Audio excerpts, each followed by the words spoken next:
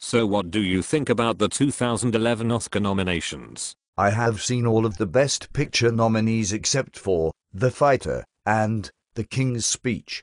Most I have no issue with. But I seem to be in a contentious sleepless mood, so let's get on with it.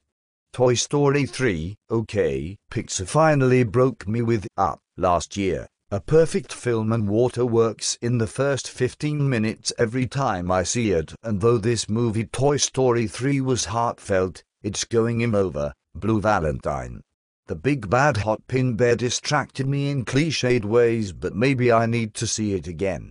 But in any case, Blue Valentine was one of the best films of the year, but of course I'm not surprised by its omission. Let's move on to Winter's Bone. Good indie Sundance flick. Good performances all around. Not sure if they deserve Oscars. Another movie that got a ton of Oscar buzz was The Town. Thankfully it got the only nomination it could possibly deserve.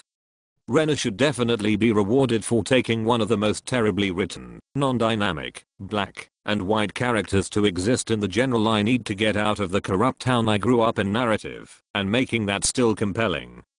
Although I'm not sure, as I watched the movie, if I was impressed by the magnitude of the character or the magnitude of which I knew Jeremy Renner could play him. Come to think of it, a third similar 2010 thriller that deals with corrupt families and how they sociopathically screw each other over was Animal Kingdom. Saw it last night, and it hit me harder than The Town or Winter's Bone. Jackie Weaver did score a supporting nomination as the deeply caring, loving and super creepy evil bungling crime syndicate matriarch, which seemed quite deserved. I probably didn't sleep last night due to the image of her pleasantly psychotic clown smile. Clowns make me happy and sad simultaneously, and I'm sorry that you don't know how to dream dreams anymore. I really am. Thank you so much for your concern.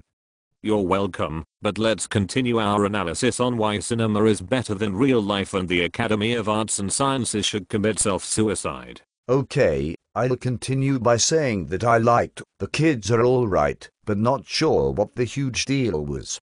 Not sure Annette Bening was in the movie enough to get a Best Actress nod, but who really cares?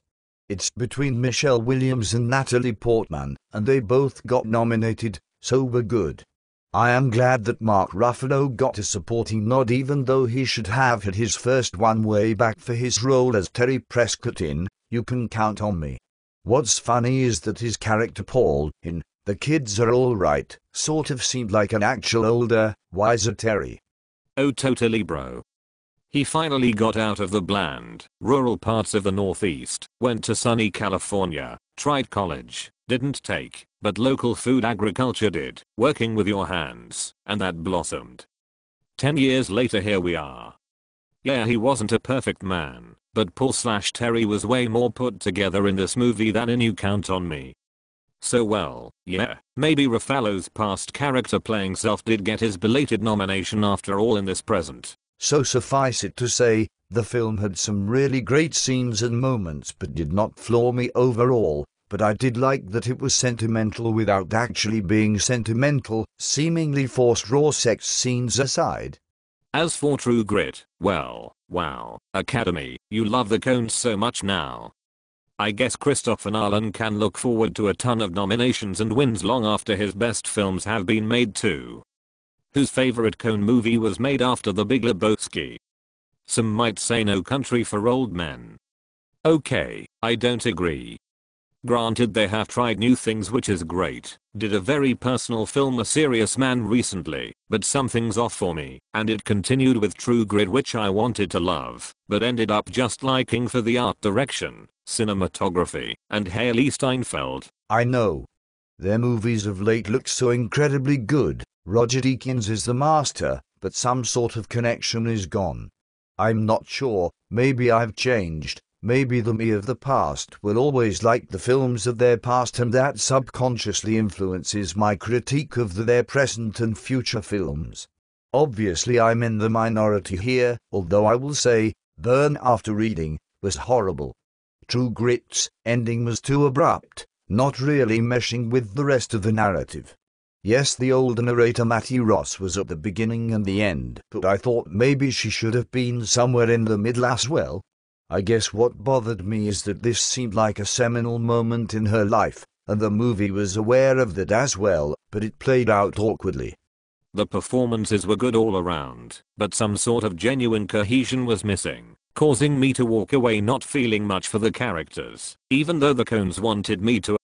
Maybe the script adaptation from the book just didn't allow for that flow, because I felt like we were missing stuff when the ending, consisting of a 5-minute wrap-up in the present, seemed tacked on after such a dramatic scene of Bridges Rooster Cogburn giving his all to save the life of this young girl. Then, next scene, she's an old maid, never learned to be gracious, and seems bitter, but always thankful for what Bridges' character did for her, stands at his grave in a beautiful shot with an Edward Gorey-like tree presiding over the frame. Roll credits. I mean, Bridges was wonderful and he totally immersed himself in whoever this Lone Ranger was, but the character just didn't hit me like DiCaprio's Don Cobb in Inception or Gosling's Dean in Blue Valentine.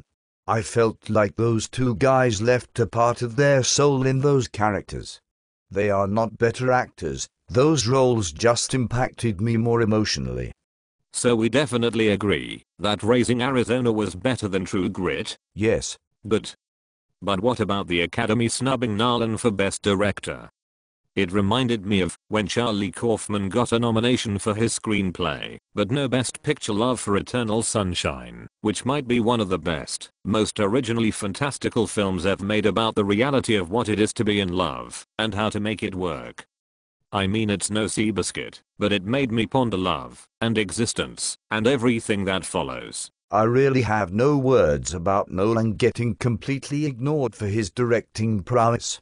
He probably directed 4 of the best movies of the last decade, and you finally get around to giving one a Best Picture nod and even original screenplay but not Best Director. No, give it to the Coens, who did an adaptation of something someone already did a film adaptation of, but then again this comes from an institution that doesn't nominate The Dark Knight, and then a year later nominates District 9 and Avatar for Best Picture. I don't care if there were 10 spots to fill. Well, there you go everyone. Our objections are in, so far. It doesn't matter, but it does. We don't care, but we do. I'm glad Aronofsky and Russell got nods. I think what would have been truly amazing is if Exit Through the Gift Shop got a Best Picture nomination. A documentary in that category ever happened? I don't know, but it's truly one of the best all-around movies of the year, and I would love to see a Banksy/Shepard Fairey/ Mr. Brainwash spray paint brawl on the podium. Well, it did get nominated for Best Doc, so maybe we will. French sideburned Obama profiles cloaked in hoodies with no face, interpretive dances and all. Who maybe Banksy will deface the Kodak Theatre the night before, and then Mr. Brainwash will take credit for it, selling the image to Madonna for yet another greatest hits album cover. Indeed, and hopefully I end up as the meat in a James Franco Anne Hathaway sandwich when the night's festivities come to a close. You Green Goblin Catwoman breaded pig sandwich now.